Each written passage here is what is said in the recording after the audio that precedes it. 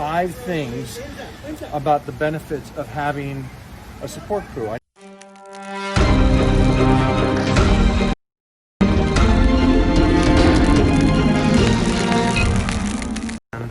There's some action. Some action. Look at this handsome man. It is Sunday. My handsome friend. You can find him on Grindr. Tinder, Grindr, Tinder, Grindr, whichever it is. Snapchat, InstaChat. TikTok. I want to ask you, New Year's is coming. Yes. And a couple things that I've come to find out, especially right now with the lockdown, Yes. is groups, support groups, communities together. So social media is incredible because if used in a good way, oh my gosh, it can change you. Yeah. It can change you tremendously. So I'd like to ask you 5 things about the benefits of having a support crew. I know that you have a group, a man's group, Yep. and then I have the Titan crew. And so Right. I see the benefits. This will be for all the YouTubers out there that don't know about it or don't understand the benefits of a group. Could you give me, let's just start with one great one. So just community. I mean, like what you said from the beginning, community is a big one because we're lacking that in the world that we're living in today. It seems like society's trying to separate us and make you an individual, and that's where you're the least powerful, is alone. So if you're surrounded by like-minded people who are all interested in the same pursuit, whether that's getting healthier, improving your marriage, making more money, whatever it is, you're going to be stronger. Like if Mike and I were walking down the street, locked arm in arm, you know, like if you locked your arm inside mine, like this, right here, it's harder to stop us than, no, I mean, seriously, than it would be if we were walking individually. So just that in and of itself. Confidence. Don't go to the second one yet, because Okay. I want to clarify something on that. Is you said the first thing was you're better with a group than solo. Yeah. And I agree with that statement. On top of that too, the point of being alone is usually you follow your habits, or you follow. It's okay. It's okay. we got some. The Speaking of habits community. of by yourself is you fall into those ruts and you get worse and worse and drop into that hole more and more. And coming January 1st, if we can create new habits, not goals, just completely new habits, and put yourself around people that may be better than you, which is not an insult. It's not a bad thing. It's a good thing to be around people that are better than you. That way it raises you up. It's a great thing to do. And instead of feeling sorry for yourself being alone, even if you like to be alone, just being able to chat with some other people. For me, I'm a loner. You know that. You've known me for over 30 years. I will take being alone relative to anything. But I've been in these classes this last 7 months now, and they're the greatest thing ever. Yeah. I love it. I'm trying to get better at a craft that I'm not the greatest at. And you couldn't do that alone. No. You could YouTube videos all day long. You could do until you have another person across from You you, have and a saying, coach no, or a wait. leader? Yeah, someone has to be able to stop you mid-thought or mid-action to be able to mid-course correct you. Like that's what a good coach does. Correct. It'll be like, hey, no, you planted the wrong foot. Stop. Try it this way. So if I'm coaching someone like I was just doing now with Jeff here, I was showing him in real time the science and the motion of throwing the football properly. And literally within 5 minutes, he was throwing dimes, like spirals. You cannot do that on the internet because I can't see. You can't see. I just got it like that. And do those coaching points. So you're alone when it's time to be alone. You're in a community when it's time to be in a community. And you're smart enough to know when that is. And I think too often people just get alone. They stay alone, whether it's from depression or pride or whatever causes them to do that.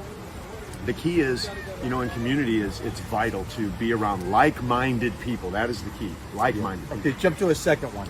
You were saying confidence, maybe? Yeah, confidence. Because what I see in my group is guys come in shy, timid, they're embarrassed. Can I say something real quick, Yeah. just to confirm this? First day of class. All right. Good. And this is online. Yeah. Not a big deal. I also have talked in front of thousands of people. Again, not a big deal. But I'm talking about things I know. I'm talking about my life or how to get healthy and stuff like that, or goal setting. The acting class is something completely different. Also, I'm going to have to make an ass out of myself. And also, I'm not that great. I almost bailed on my first class. Yeah.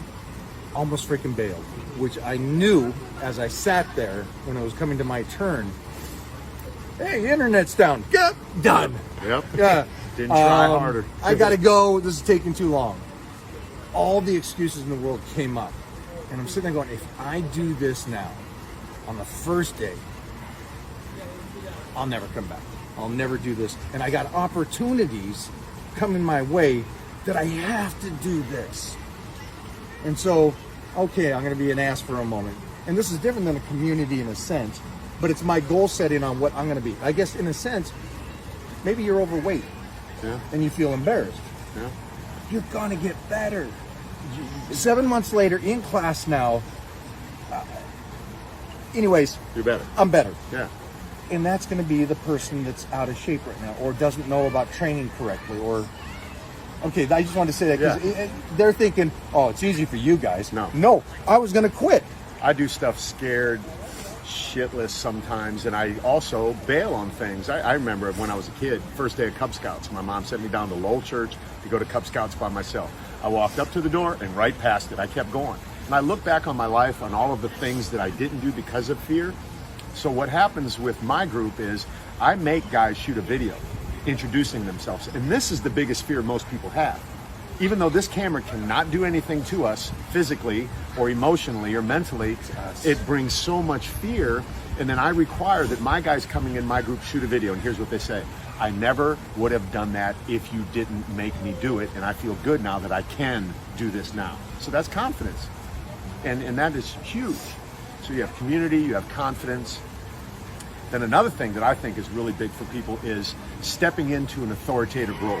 A lot of guys in my group come in like completely out of shape. And I said, listen, someday you're going to be a coach. Maybe not at my level, but you will be coaching the guy who comes in the same place you were in, and you will be able to say, hey, 6 weeks ago when I started, I was afraid to shoot a video too. I see that in the Titan crew. That's what I'm saying. Jeff, you're here. You see that with the people that are in there, that've been there for a year. Yeah. They help out Yeah. the ones coming through the door. Yeah. So you now can And they help couldn't more help out people. anybody when they first came in. The thought of it brought fear to their mind. But because you coached them along little by little, they gained confidence slowly. Like that podcast we were listening to, that girl talked about how adaptive we are as humans in the sense that if we get on a rock wall and we're standing there, eventually it's not going to be that big of a deal to us when we look down 17,000 feet. It's like, oh, you know, it's okay because I'm here and I'm safe. That's the key. If you come into his group or my group or any group that you know is safe, then you have the ability to expand without the risk of being embarrassed, being talked to in a negative way, because he won't allow it. I won't allow it. I kick people out instantly. Right. You know, because I know what I'm asking someone to do. And I mean, I don't kick them out. Jeff does. I cuss them out and then kick them out. I don't play games, man. You know? Let me give you a fourth reason for a group.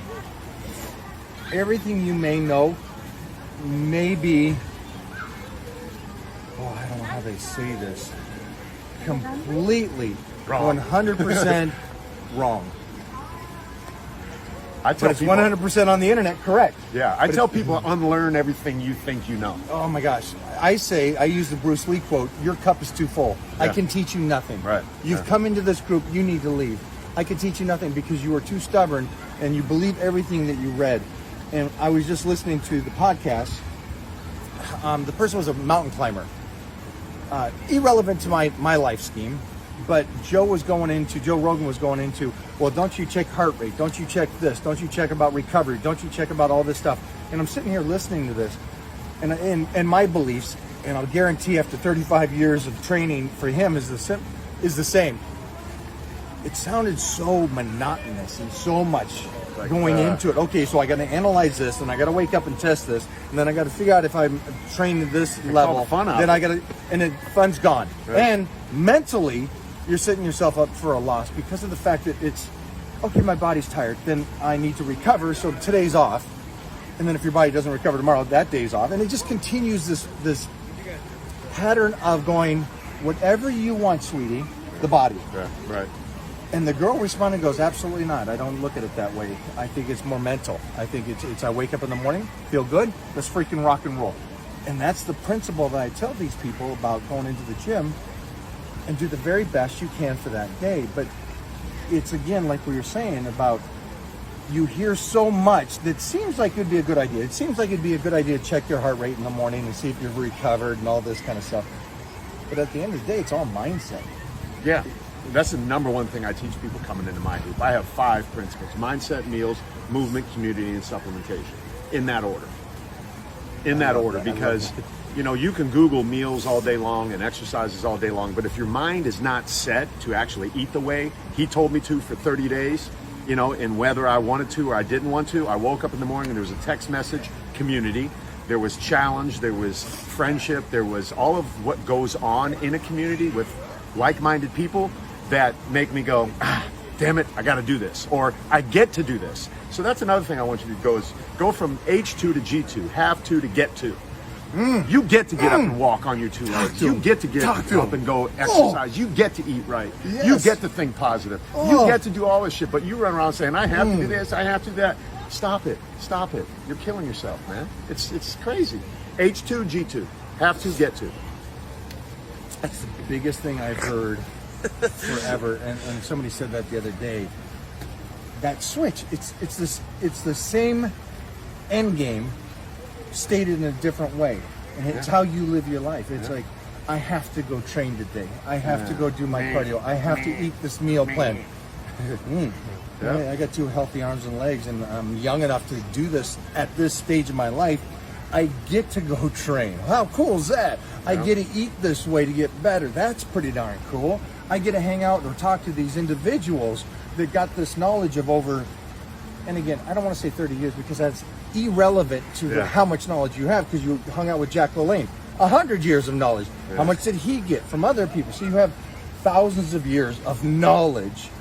And I get a text at 3 o'clock in the morning, or sometimes 2:30 or 1:30. I get a text that it's that community, the brotherhood, the hey, let's get going. Hey, I know you may not be up to it today, but I'm with you and let's go. I'm doing it. Get your ass up. So today's about community, about circling the wagons, and starting January 1st. Get on the freaking 30-day blitz. Let me just finish this all by that. I'm a guy who's lived my life ripped, healthy, getting on magazines, doing ad campaigns, like living off of the way I look. And at the age of 56 was the first time I did it. I did 30 days, right? 30 days is nothing. Whitney said I could eat dirt for 30 days. I love that. I changed my body so radically in 30 days. Was it hard? Hell yes. I like that kind of challenge though. And then at the age of 57, I did it again and got in even better shape. So what I've noticed in this, as each time I do it, I get better and better and better. And then when I go off of it, like I'm noticing right now, I was looking at a video I shot this morning, and my biceps look different, filled, but like with a line and all of this. I'm like, what the hell's going on? You know, I'm not being super disciplined, but now I've reached a new set point of being better, and then I'll do it again. 30 days is nothing. The work is hard, the diet is intense, it's all very intense, but it's designed to be that way. And the big takeaway that I got from it, other than the physique changes, are the mental and emotional and disciplinary changes that I got, man. We need discipline in our life, and we need community to help us foster that discipline. And then when you get in and dive in deep and come in hot like I do, you're gonna get the results that you're looking for. I gotta go. That's it, guys. 30-day blitz starts January 1st. I'm letting you know now, that way you get signed up, get ready, check out the PDF file. What a great day. I'm hanging with him. And again, thank you, Titans. 2020 is coming to an end. 2021 is going to be ours. We're going to rock it. And everything he said and everything that we're talking about is not easy, but it's worth it.